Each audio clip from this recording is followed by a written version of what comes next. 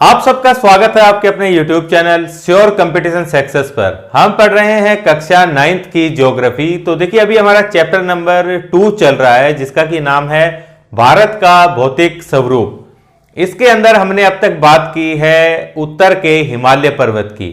इसके अंदर दूसरा हमारा जो पार्ट रहेगा ये संबंधित होगा उत्तर का विशाल मैदान। तो देखिए मैंने आपको चैप्टर के स्टार्टिंग में बताया था कि किस प्रकार से हमारे भारत के अंदर विभिन्न विभिन्न प्रकार की भौतिक स्वरूप पाए जाते हैं, यानी कि स्थलाकृतियां ही हैं अलग अलग प्रकार की। ये चीज हमने पढ़ी कि किस प्रकार से उत्तर की तरफ आपने देखा कि हिमालय की श्रेणी यहां पर पूर्व तक फैली हुई है। हिमालय पर्वत को हम लोगों ने डिस्कस किया। उसके बाद जो दूसरा पार्ट है जिसका कि नाम है इस क्षेत्र के अंदर जो कि पाया जाता है, जिसको कि हम क्या बोलते हैं, उत्तर का विशाल मैदान बोलते हैं, इसके बारे में डिस्कस करने वाले हैं। तो देखिए बड़ा ही इंटरेस्टिंग टॉपिक है। टॉपिक को स्टार्ट करने से पहले अगर आप लोग जान लेंगे कि ये जो उत्तर का विशाल मैदान है इसका निर्माण कैसे हुआ था तो आपका इंटरेस्ट इसमें और ज्यादा बढ़ेगा, आप लोगों को अच्छे से ये समझ में आएगा। तो देखिए इसकी भी शुरुआत होती है वहीं से ही जहां से कि हिमालय पर्वत का निर्माण हुआ था। ठीक उसी के बाद में ही क्या हुआ, ये जो उत्तर का विशाल मैदान है इसका निर्माण हुआ था। तो हिमालय के निर्माण में हम लोगों ने पढ़ा था कि किस प्रकार से यूरेशियन प्लेट और उसके साथ में देखिए इंडियन प्लेट, इन दोनों की टक्कर के परिणाम स्वरूप क्या हुआ था कि हिमालय पर्वत का निर्माण हुआ था। तो देखिए आप लोगों ने अब तक क्या पढ़ा था कि यूरेशियन प्लेट, देखिए यूरेशियन प्लेट थी, ये कौन सी प्लेट है, यूरेशियन प्लेट है। उसके बाद बीच में जो सागर था यहां पर, यानी कि जल का भाग था, उसे क्या कहा था हमने, टेथिस सागर कहा था। ये टेथिस सागर है, जलीय क्षेत्र है। उसके बाद जो भारत का प्रायद्वीपीय भाग है जो कि इंडियन प्लेट पर स्थित था। इंडियन प्लेट देखिए इस प्रकार से, ये जो प्रायद्वीपीय भारत का भाग है इस प्रकार से ये इंडियन प्लेट है, ये यूरेशियन प्लेट है। जब ये इंडियन प्लेट यूरेशियन प्लेट के साथ टकराई थी उसकी वजह से क्या हुआ कि ये जो टेथिस सागर है यहां पर जो भी मलबा इकट्ठा किया गया था नदियों के द्वारा, जब नदियां बहती है तो देखिए क्या करती है, अपक्षय की प्रक्रिया करती है, यानी कि चट्टानों को काट काट कर चट्टानों के टुकड़े, महीम कण, उसके अलावा जो भी पार्ट चट्टानों से बनेगा उसके कण, उनको अवसाद के रूप में इस जल के अंदर जमा किया गया। और जब इंडियन प्लेट ने देखिए यहां पर यूरेशियन प्लेट के ऊपर दबाव डाला तो उसके परिणाम स्वरूप क्या हुआ था, यही अवसाद हमें देखिए हिमालय पर्वत के रूप में देखने को मिलता है। इस प्रकार से ये 3 श्रृंखलाएं बनी थी जो कि आपने पढ़ी, ग्रेट हिमालय, उसके बाद में मिडिल हिमालय और जो सबसे नीचे वाला पार्ट है हिमालय का शिवालिक। इस प्रकार से हिमालय की उत्पत्ति हुई थी।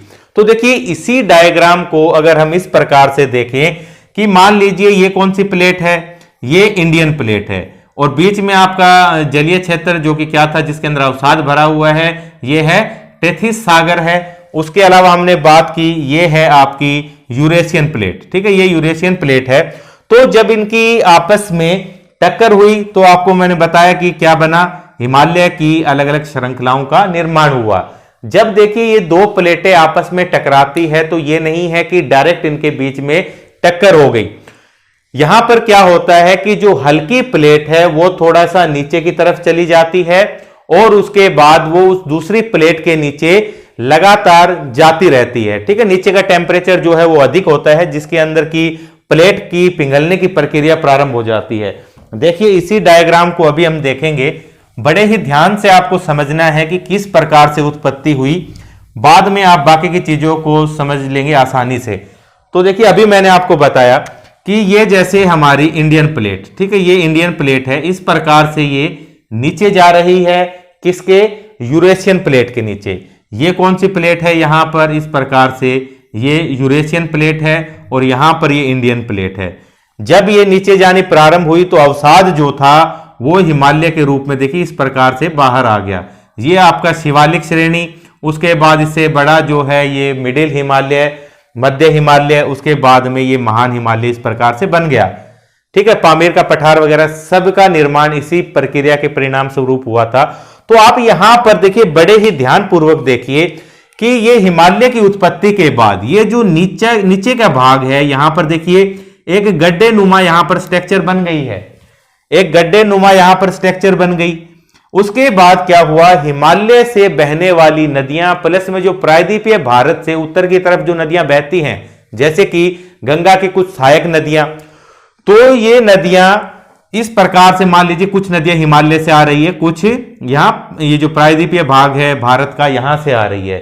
तो इन नदियों ने क्या किया, धीरे धीरे ये जो गड्ढे नुमा जो संरचना है इसको अवसादों से पाटना प्रारंभ कर दिया। अवसाद इसके अंदर जमा होने प्रारंभ हो गए। तो उसके बाद क्या हुआ कि ये जो गड्ढा आप देख रहे हैं इस प्रकार से नदियों द्वारा लाए गए अवसाद के द्वारा इस प्रकार से भर गया। ये आप देख सकते हैं इस प्रकार से लेवल में आ गया। और ये जो संरचना बनी इसी को ही हम किस नाम से जानते हैं, इसी को उत्तर का विशाल मैदान कहा जाता है। इस प्रकार से उत्पत्ति हुई। ये प्रक्रिया कोई एक दो दिन की नहीं है, यहां पर लाखों करोड़ों वर्षों का समय लग रहा है। ठीक है, हिमालय की उत्पत्ति को हम मानते हैं कि लगभग 5 करोड़ वर्ष पूर्व बना था। तो 5 करोड़ वर्ष पूर्व इस प्रकार से हिमालय बनने के बाद लगातार 5 करोड़ सालों से यह प्रक्रिया चलती आ रही है, जिसके परिणाम स्वरूप इस उत्तर के विशाल मैदान का निर्माण हुआ। तो आप लोग समझ गए हैं कि किस प्रकार से निर्माण हुआ था। तो देखिए यहां पर उत्तर के विशाल मैदान को बनाने में कौन कौन सी नदियां कार्य कर रही है, इनको भी देखना होगा। तो देखिए महत्वपूर्ण 3 नदियां हैं जिसकी वजह से कि उत्तर के विशाल मैदान का निर्माण हुआ। 3 नदियां कौन कौन सी है, इसके अंदर पहला हम देखेंगे सिंधु। अकेली सिंधु नदी नहीं है, इसके साथ में बहुत सारी सहायक नदियां, सहायक नदियों की भी सहायक नदियां जो कि छोटी छोटी नदियां हैं, ये सब शामिल है। तो सिंधु नदी तंत्र, उसके अलावा जो गंगा नदी तंत्र है, और एक हम देखेंगे ब्रह्मपुत्र नदी तंत्र। ये तीनों नदी तंत्र मिलकर क्या करते हैं, इस उत्तर के विशाल मैदान का निर्माण करते हैं। तो अभी हम देखेंगे कि नदियां कौन कौन सी इसके अंदर शामिल है। तो देखिए इस प्रकार से, तो स्टार्टिंग में हम लोग देखेंगे यहां पर सिंधु नदी तंत्र। कल आप लोगों ने देखा था कि सिंधु नदी किस प्रकार से प्रवाहित होती है। तो इसी प्रकार देखिए यहां पर आपका तिब्बत वाला क्षेत्र है। तिब्बत में जो मानसरोवर है, मानसरोवर के अंदर पास में एक जलधारा जिसका कि नाम क्या है, सिंध का बाप। तो यहां से एक नदी निकलती है जिसका कि नाम है सिंधु नदी। भारत से प्रवाहित होते हुए कहां चली जाती है, पाकिस्तान में चली जाती है। तो यहां से आपकी एक नदी जिसका कि नाम सिंधु नदी यहां से निकलेगी। और सिंधु नदी इस प्रकार से देखिए यहां से बहती है इस प्रकार से, और ये चली जाती है पाकिस्तान में। तो ये आपकी सिंधु नदी।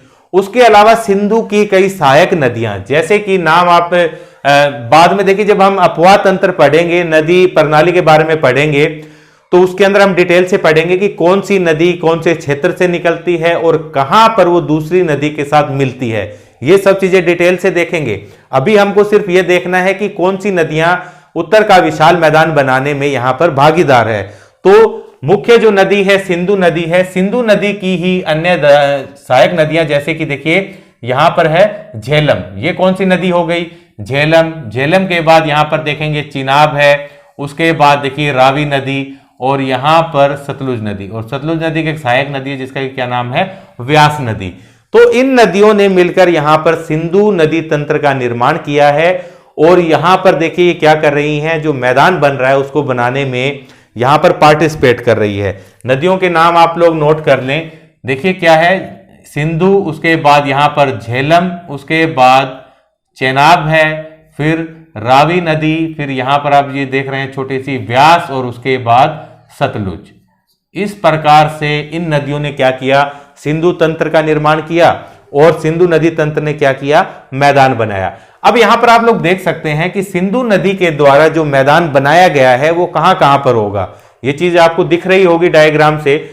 तो इस मैदान का आप ज्यादातर भाग देखेंगे, ये कहां पर है, हमारे प्यारे पड़ोसी देश पाकिस्तान के पास। सिंधु नदी के द्वारा जो मैदान गया है ज्यादातर हिस्सा पाकिस्तान के पास है। भारत के अंदर जो हिस्सा आप देख पा रहे हैं, जैसे कि जम्मू कश्मीर है, तो यहां पर ये तो पर्वतीय क्षेत्र है, यहां पर मैदान नहीं पाया जाता, वो तो पर्वतीय क्षेत्र हो गया।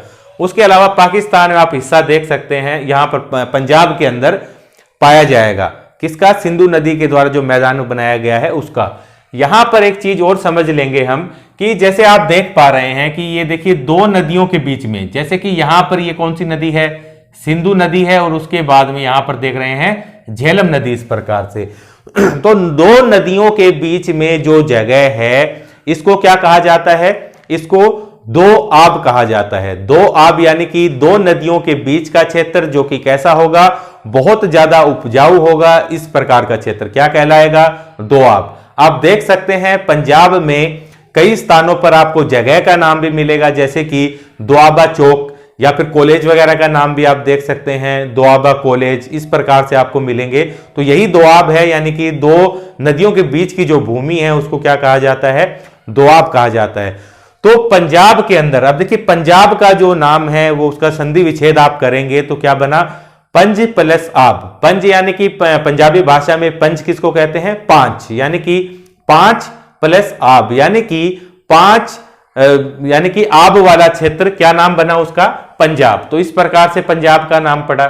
तो ये जहां पर आप देखेंगे जो दोआब है इनके भी देखिए अलग अलग नाम होते हैं अलग अलग क्षेत्रों में।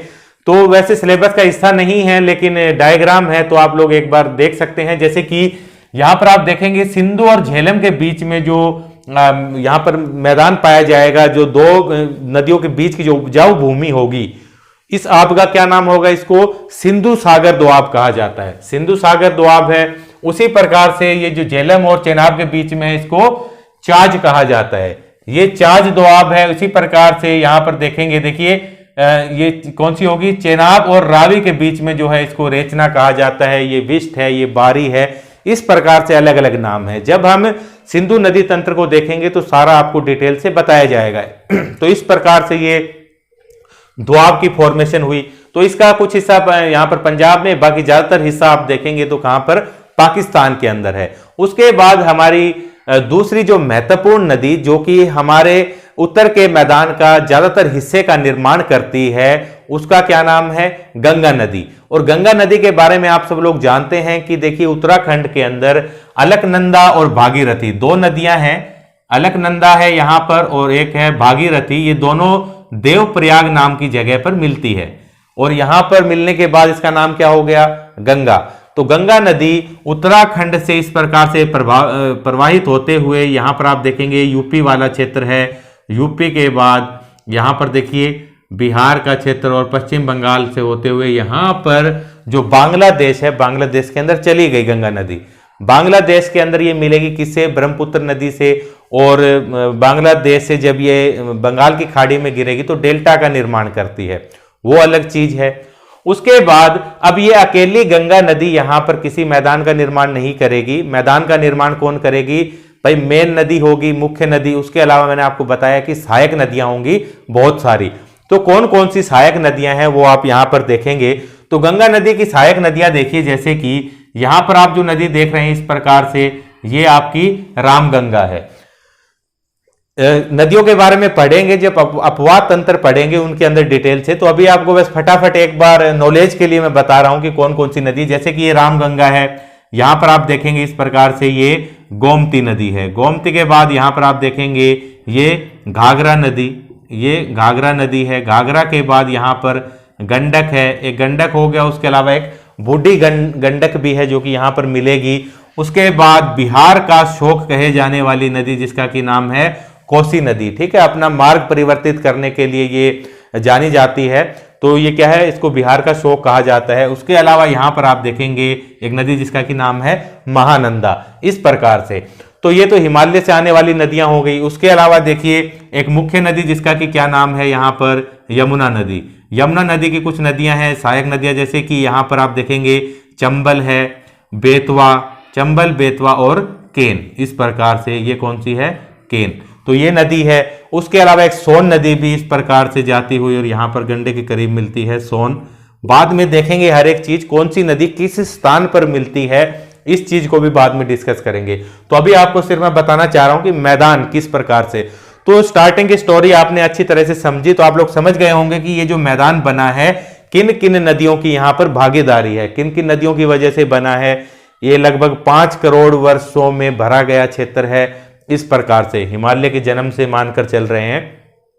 तो ये गंगा नदी ने यहां पर जो डेवलप किया है मैदान, ये कौन सा मैदान होगा, गंगा नदी का मैदान होगा। ठीक है, यहां पर आप विस्तार देखेंगे, पंजाब में नहीं है, हरियाणा का कुछ क्षेत्र रहेगा, दिल्ली, हरियाणा, उत्तराखंड में नहीं, पर्वतीय क्षेत्र हैं, ठीक है। इस प्रकार से दिल्ली, हरियाणा है आपका, उत्तर प्रदेश हो गया, उसके बाद बिहार है, ये पश्चिम बंगाल के अंदर भी खासकर आप देखेंगे। तो इस प्रकार से गंगा नदी ने मैदान की फॉर्मेशन की है। उसके बाद एक और नदी जिसका कि नाम है ब्रह्मपुत्र नदी, ये भी क्या करती है, ये जो उत्तर का विशाल मैदान है इसके अंदर पार्टिसिपेट करती है मैदान को बनाने के लिए। तो यहाँ पर ब्रह्मपुत्र नदी के द्वारा जो मैदान बनाया जाएगा वो देखिए वैसे बांग्लादेश में विस्तार अधिक मिलेगा, लेकिन हम बात करेंगे भारत के संदर्भ में। तो इस प्रकार से देखिए ये कौन सी नदी है आपकी, ब्रह्मपुत्र नदी है, गंगा नदी के साथ मिल जाती है बांग्लादेश के अंदर। तो ये जो ब्रह्मपुत्र नदी है ये जो मैदान का निर्माण करती है ना, इसका जो मुख्य मैदान का विस्तार है ये असम वाले क्षेत्र में है।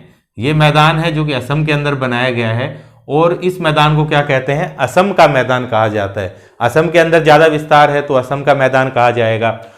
तो गंगा नदी का मैदान आप लोग देख सकते हैं कहां से कहां तक, गंगा नदी से लेकर यहां पर एक और नदी तीस्ता नदी, इस प्रकार से सिक्किम वाले क्षेत्र से तीस्ता नदी जो कि ब्रह्मपुत्र नदी में मिलती है। तो गंगा नदी से लेकर तीस्ता नदी के बीच का जो क्षेत्र रहेगा ये मैदान किसके द्वारा, गंगा नदी के द्वारा बनाया जाएगा। तो यहां पर आपने एक छोटी सी स्ट्रक्चर देखी है ये उत्तर के विशाल मैदान की। तो ये तो डायग्राम में आपको छोटी लग रही होगी, लेकिन अगर इसके विस्तार की हम लोग बात करें कि जो उत्तर का विशाल मैदान है इसका विस्तार कितने भाग में है, तो देखिए अगर क्षेत्रफल की बात करें तो लगभग 7 लाख वर्ग किलोमीटर के अंदर फैला हुआ क्षेत्र है। ये जो नदियों के द्वारा बनाया जा रहा है ये 7 लाख वर्ग किलोमीटर। तो विस्तार की बात करें तो कितना बताया मैंने आपको, 7 लाख वर्ग किलोमीटर के अंदर ये इसका विस्तार है। और देखिए लंबाई की अगर बात करें, इस मैदान की लंबाई की बात करेंगे, उत्तर का विशाल मैदान, तो लगभग में 2400 किलोमीटर इसकी लंबाई है और लंबाई की बात हो रही है। और उसके बाद देखिए चौड़ाई की अगर बात करेंगे तो चौड़ाई 240 से लेकर 320 किलोमीटर लगभग के अंदर ये उत्तर का जो विशाल मैदान है इस प्रकार से फैला हुआ है। तो देखिए मैदान की अगर स्ट्रक्चर हम बनाने की कोशिश करें तो ये भाग तो आप देख रहे हैं यहां पर, ये तो जैसे इतना इतना तो क्या है, नेपाल ही हो गया, ये तो नेपाल है। अब ये मत कहना कि नदियां ये यहां से प्रवाहित हो रही है क्या नेपाल से, ऐसा नहीं है। ये मैंने आपको बाद में बताया कि नेपाल इस प्रकार से है, तो बाद में डिस्कस करेंगे कौन सी नदी कहां से, सिर्फ अभी आप डायग्राम को समझने की कोशिश करें। तो यहां पर देखिए ये नेपाल का क्षेत्र हो गया। उसके अलावा अगर हम बनाने की कोशिश करें उत्तर का विशाल मैदान कहां है, तो इस प्रकार से देखिए ये तो लद्दाख का क्षेत्र है, ये यहां पर बन गया आपका क्या, जम्मू और कश्मीर। उसके बाद आप देखेंगे यहां पर हिमाचल प्रदेश है, उसके बाद ये पंजाब हो गया, फिर नीचे का क्षेत्र जो है हरियाणा है इस प्रकार से।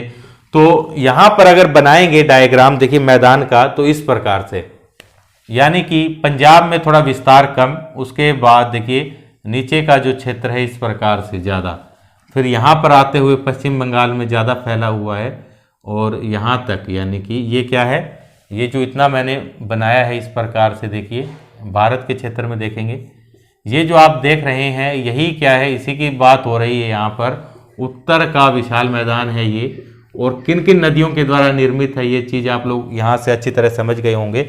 इसी डायग्राम को यहाँ पर दिखाने की कोशिश की है कि किस प्रकार से ये मैदान बना। अब भाई नदियां ऐसी कौन सी चीज अपने साथ बहा कर लेकर आई जिसकी वजह से ये मैदान बना, तो मुख्य रूप से जो देखिए जल के द्वारा बहाकर जो मिट्टी लाई जाती है, जिस मिट्टी का जमाव होता है उसको क्या कहा जाता है, जलोढ़ मिट्टी। तो ये जो मैदान है ये देखिए उपजाऊ है पूर्णतया, और किस मिट्टी के द्वारा निर्मित है, जलोढ़ मिट्टी। जलोढ़ मिट्टी, इस जलोढ़ मिट्टी को ही क्या कहा जाता है, देखिए कोप मिट्टी भी कहते हैं इसको, और कछारी मिट्टी भी कहा जाता है। बहुत ज्यादा उपजाऊ मिट्टी है, और भारत के अंदर देखेंगे कि सर्वाधिक मात्रा में यही मिट्टी जलोढ़ मिट्टी यानी कि एलुवियल सोइल भी इसको कहा जाता है, ज्यादा मात्रा में देखने को मिलेगी। लगभग 43% के करीब आप देखेंगे कि जलोढ़ मिट्टी मिलेगी। तो इस प्रकार से ये जलोढ़ मिट्टी है। और इस मैदान की खासियत की अगर बात करें तो देखिए भाई समझा जाता है कि ये समतल है, लेकिन इसके अंदर भी कई स्ट्रक्चर्स शामिल हैं, उनको अभी हम डिस्कस करेंगे। लेकिन फिर भी ज्यादातर हिस्सा जो है वो किस प्रकार का होगा, समतल हिस्सा होगा। अब समतल हिस्सा है तो अनेक प्रकार की सुविधाएं होंगी, जैसे कि यातायात की सुविधा आप यहां पर देखेंगे तो सुचारू रूप से मिलेगी। उसके अलावा अगर आपको कोई विनिर्माण की एक्टिविटी करनी है यहां पर, वो भी आसानी से कर सकते हैं। उसके अलावा ये जो जमीन है जलोढ़ मिट्टी द्वारा निर्मित, ये कैसी होगी, बेहद उपजाऊ होती है, जिसकी वजह से क्या होगा, यहां पर जो फसल है कृषि वगैरह बहुत अच्छी तरह से की जाती है। तो यही कारण है कि जो गंगा ब्रह्मपुत्र का बेसिन है ये विश्व के सर्वाधिक जनसंख्या घनत्व वाले क्षेत्रों के अंदर शामिल है। यहां पर जनसंख्या ज्यादा निवास करना पसंद करती है। क्यों करती है, अभी मैंने आपको बताया। तो इस प्रकार से घना बसा हुआ क्षेत्र है हमारा ये कौन सा, उत्तर का विशाल मैदान। इसके अलावा देखिए अन्य अगर बात करें कि अभी मैं बता रहा था कि किस प्रकार की स्ट्रक्चर्स का निर्माण किया जाता है इन नदियों के द्वारा। तो देखिए अभी तो कल हमने ये चीज डिस्कस की थी कि जो सबसे हिमालय की आंतरिक श्रृंखला जिसका कि नाम है ग्रेट हिमालय, ये ग्रेट हिमालय है।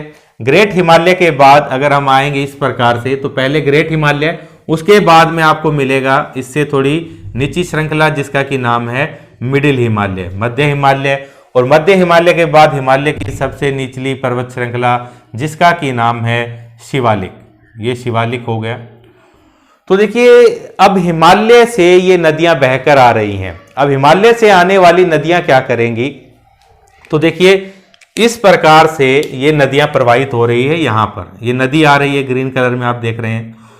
तो जब ये नदियां आएंगी, जब पर्वतों से बहकर, ऊंचे ढलानों से बहकर नदी आती है, तो इसका मतलब क्या है कि नदी की जो स्पीड है, वेग होगा, वो क्या होगा, बहुत ज्यादा होगा। ज्यादा वेग होने की वजह से जो चट्टानों को काटने की प्रक्रिया है वो तेजी से होगी। चट्टानों को काटकर जो बड़े बड़े पत्थरों के टुकड़े रहेंगे, चट्टानों के टुकड़े, उनको भी ये पानी अपने साथ में बहाकर ला सकता है, क्योंकि क्या है, इसका वेग बहुत अधिक है। तो बड़े बड़े चट्टानों के टुकड़ों को भी अपने साथ में बहाकर लाता हुआ जल क्या करेगा, जो हिमालय के, देखिए हिमालय का जो बेस है, आधार है, जिसको क्या बोलते हैं, गिरिपद भी कहा जाता है। तो गिरिपद के पास ये जो चट्टानों के टुकड़े हैं, इनको इस प्रकार से जमा दिया जाएगा। ये बड़ी बड़ी चट्टानों के टुकड़े इस प्रकार से यहां पर हिमालय के जो आधार के पास जमा दिए गए। अब जमाने के बाद ये जो संरचना बनी है इस प्रकार से चट्टानों से निर्मित, इसको क्या कहा जाएगा, इसको भाबर कहा जाता है। क्या कहेंगे, भाबर इसको कहा जाएगा। अब ये भाबर हो गया। तो नदियां जब देखिए यहां से प्रवाहित हो रही हैं, तो बड़ी बड़ी चट्टानों के अंदर से जब ये प्रवाहित होंगी, अब चट्टानों के ऊपर से तो आएंगी नहीं, बड़े बड़े चट्टानों के टुकड़े हैं, तो नदियां क्या करेगी, जहां से भी इनको जगह मिलेगी, नीचे नीचे से ये प्रवाहित होना प्रारंभ हो जाएगी। अब नीचे से ये प्रवाहित हो रही हैं, लेकिन ऊपर से अगर आप लोग देखेंगे तो पत्थरों के नीचे आपको ये दिखाई नहीं देगी। तो यहां से जो नदी को आप देखेंगे तो ऐसा लगेगा कि नदी नहीं है, गायब नजर आएगी, लेकिन असल में वो पत्थरों के बीच में से बह रही होती है। तो इसको हमने क्या नाम दिया, इसी को ही भाबर कहा। भाबर से देखिए जब ये चट्टानों के बीच से निकलेगी, भाई किसी पानी की मात्रा को किसी चट्टान के नीचे से जगह मिली, कोई कहीं से, तो इसका मतलब क्या हुआ कि वो छोटी छोटी धाराओं के अंदर विभाजित हो गया पानी। अब नदी का जो जल था वो इस प्रकार से धाराओं के रूप में, ठीक है, कोई कहीं है कोई कहीं, इस प्रकार से वो धाराओं के रूप में बह रहा है पानी। और धाराओं के रूप में बहता हुआ पानी लंबे चौड़े क्षेत्र में क्या करेगा, मिट्टी को बहुत ज्यादा गीला करेगा। इस प्रकार से ये देखिए दलदली सा क्षेत्र तैयार हो गया है। यहाँ पर एक दलदली क्षेत्र यानी कि कीचड़ से युक्त इस प्रकार का क्षेत्र ये तैयार हो गया है, जिसको कि क्या नाम दिया जाता है, यहाँ पर तराई बोलते हैं। ये क्षेत्र कौन सा बना, तराई बना। तराई जो है यहाँ पर देखिए बहुत प्रकार के जीव जंतु मिलेंगे, जैव विविधता देखने को मिलेगी, गहरे वन वगैरह भी देखने को मिलेंगे। बुक में बताया गया है कि भाई आजकल तो क्या है कि ये तराई वाले गहन वनों को भी काटकर समतल कर दिया गया है, और यहाँ भी क्या होती है आजकल, कृषि वगैरह होती है। तो इस प्रकार से ये हमारा तराई था।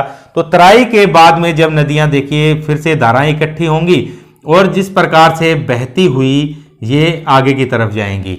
जब ये आगे जाती हैं तो आपको पता है कि जो मैदान के अंदर भी कई प्रकार की आकृतियां बनाती है, भाई कहीं विसर्प है, कहीं कुछ, ठीक है, इनको नहीं डिस्कस कर रहे हैं। तो अंतिम जो आकृति बनेगी जब ये समुद्र के अंदर गिरती है, लेकिन ढलान यानी कि प्रचुर मात्रा में नहीं है, तो नदी की जो गति है वो बहुत ज्यादा कम हो जाएगी। और नदी के साथ में देखिए बड़े जो पत्थर थे वो तो यहां रह गए, बाकी नदी जो बह रही है वो अपने हिसाब से चट्टानों के महीम कणों को, मिट्टी के कण यानी कितने अवसादों को अपने साथ में लेकर बहती है। जहां पर भी गति कम होती है वहां छोड़ती हुई चलती है। लेकिन डेल्टा वाले क्षेत्र में क्या हुआ कि इनका जो वेट है, जो वजन इन अवसादों का बहुत ज्यादा हो जाता है, जिसकी वजह से ये नदी क्या करती है, इनको कहीं कहीं पर इकट्ठा करना प्रारंभ कर देती है और उसके बाद फिर से धाराएं बन जाती है, जहां से भी जगह मिलती है जल इस प्रकार से प्रवाहित होता है और फिर ये धाराएं जो हैं समुद्र के अंदर मिल जाएंगी और ये जो फाइनल यहां पर आकृति बनी इसको क्या कह देते हैं, डेल्टा। डेल्टा कह दिया जाता है। यहां पर आप देख रहे हैं कि जो गंगा नदी है और ब्रह्मपुत्र नदी है, ये दोनों मिलकर सेम इसी प्रकार की आकृति का निर्माण करती है, जिसको कि गंगा ब्रह्मपुत्र का डेल्टा कहा जाता है। ठीक है, विश्व का सबसे बड़ा डेल्टा है। तो ये डायग्राम आपने देखा, ये चीज आप लोग समझ गए हैं। यहां पर जब नदी सीधी बह रही है तो यहां पर भी आकृति का निर्माण करेगी, कौन सी स्ट्रक्चर बनती है उस चीज को भी देखेंगे। तो देखिए नदी इस प्रकार से बह रही है, इसी डायग्राम को हम इस प्रकार से देखेंगे। मान लीजिए नदी की घाटी है, नदी इसके अंदर बह रही है इस प्रकार से, ये पानी का लेवल है, ये नदी बह रही है यहां पर। तो देखिए नदी के अंदर जब आप देखेंगे कि जल का बहुत ज्यादा बहाव हो जाता है, मान लीजिए कि जिस प्रकार से बाढ़ आ गई है। अब बाढ़ आने के बाद जो नदी का पानी है, मान लीजिए ये देखिए जो पास की सीमा है ना, यहां पर तो नदी बह रही है और इस प्रकार से स्थान है। ठीक है, ये इस प्रकार से ऊंचा होता चला गया है। नदी की जो काट कर तो क्या है, बहुत गहरा बना दिया गया है इस प्रकार से। नदी यहां पर है, जब नदी के अंदर पानी की मात्रा बढ़ेगी तो क्या होगा, ये पानी क्या यहीं पर बहेगा, ये दूर तक फैल जाएगा इस प्रकार से। अब यहां पर बहना शुरू हो गया तो इस क्षेत्र में बहेगा। तो बाद में ये लेवल जब कम हो जाएगा तो उसका नतीजा क्या होगा, जब बाढ़ का पानी उतरने के बाद क्या आपको ये क्षेत्र ऐसा ही दिखाई देगा। यहां पर क्या होगा, नदी के द्वारा जो अपरदित मिट्टी थी, जो कण थे, उनको यहां पर जमा दिया गया होगा, तो यहां पर जम गए होंगे वो पदार्थ। ठीक है, जब ये पानी का लेवल नीचे जाएगा तो इस प्रकार से यहां पर नदी का लेवल फिर से वही हो गया, लेकिन यहां पर एक मिट्टी की परत बिछा दी गई है, जिसको कि क्या कहा जाएगा, खादर कहा जाएगा। खादर आप लोग समझ गए हैं, जलोढ़ मिट्टी का ही टाइप है, लेकिन कैसी मिट्टी, नवीन मिट्टी है, ये नई हो रही है, मतलब रिन्यू हो रही है। ठीक है, अगले साल फिर बाढ़ आएगी तो फिर से रिन्यू हो जाएगी, नई मिट्टी की परत बिछेगी इस प्रकार से। ये और ऊंचे जो स्थल है आप लोग यहां पर देख सकते हैं, यहां पर कभी नदी का पानी आया होगा, यहां पर भी जलोढ़ मिट्टी को बिछाया गया होगा किसी समय में। तो यहां पर पुरानी जो जलोढ़ मिट्टी पाई जाएगी उसको क्या कहते हैं, इसको बांगर कहा जाता है। ये बांगर है और खादर है। खादर और बांगर में आप लोग डिफरेंस समझ गए हैं। खादर जो है ये क्या है, नवीनतम जलोढ़ मिट्टी है, नई, जबकि बांगर क्या है, ये पुरानी जलोढ़ मिट्टी है। बांगर मिट्टी के अंदर आपको अवशेष भी देखने को मिलेंगे, यानी जीवाश्म के अवशेष देखने को मिलेंगे। और बांगर मिट्टी में आप देखेंगे कि जो कैल्शियम कार्बोनेट है इसकी अधिकता होगी, यानी जो कंकड़ पत्थर वगैरह होते हैं ना, इस प्रकार की चीजें यहां पर ज्यादा देखने को मिलेगी। ज्यादा उपजाऊ तो नहीं होती, उपजाऊ मिट्टी कौन सी रहेगी, खादर रहेगी। तो इस प्रकार से ये हमारा क्या हुआ, उत्तर का विशाल मैदान है, इसके अंदर यही चीज है। जैसे जैसे आगे बढ़ेंगे पूरा डिटेल से पढ़ेंगे। अभी ये सिर्फ कक्षा 9th की ज्योग्राफी के हिसाब से हम लोगों ने डिस्कस किया है। तो यहां पर एक चीज और थी बस कि ये जो ब्रह्मपुत्र नदी है, इसके द्वारा मुख्य रूप से जो मैदान बनाया गया है, इसको क्या कहते हैं, ये असम का मैदान है। ठीक है, असम में ही विस्तृत है मुख्य रूप से। इसके अलावा देखिए जो ब्रह्मपुत्र नदी है, इसके अंदर भी क्या है कि नदी के अंदर जब इसकी स्पीड कम हो जाती है, जो इसके अंदर अवसाद है उनकी मात्रा भी अधिक हो जाएगी। जैसे कि डेल्टा के अंदर भी तो क्या है कि जो वितरिकाएं हैं, जो छोटी छोटी धाराएं हैं, जिनको कि हम क्या कह रहे हैं, वितरिकाएं कह रहे हैं। तो वितरिकाओं के बीच में भी क्या होता है, अवसाद ही तो जमा होता है इस प्रकार से। यानी कि आप देखेंगे तो भाई छोटे छोटे द्वीपनुमा संरचना, डेल्टा में तो ज्यादा ही छोटे, लेकिन यहां पर ब्रह्मपुत्र नदी के द्वारा असम के क्षेत्र में एक बहुत बड़े इस प्रकार से एक द्वीप का निर्माण किया गया है। ठीक है, नदी के बीच में एक द्वीप बन गया है, जिसका की नाम क्या है, माजुली कहा जाता है उसको, माजुली द्वीप है। और बहुत बार ये प्रश्न पूछा जाता है कि विश्व का सबसे बड़ा नदी द्वीप कौन सा है, तो माजुली द्वीप है। और माजुली कहां पर है, किस नदी के द्वारा बनाया जाता है, तो ब्रह्मपुत्र नदी के द्वारा असम के अंदर स्थित है। ठीक है, तो ये इंपॉर्टेंट है इसके बारे में। तो बहुत ही महत्वपूर्ण टॉपिक था ये, आप इंटरेस्ट के साथ पढ़ेंगे तो आपको हर एक चीज समझ में आएगी। तो बस टॉपिक के अंदर यही था। तो थैंक यू फ्रेंड्स, मिलेंगे नेक्स्ट क्लास में जल्दी ही।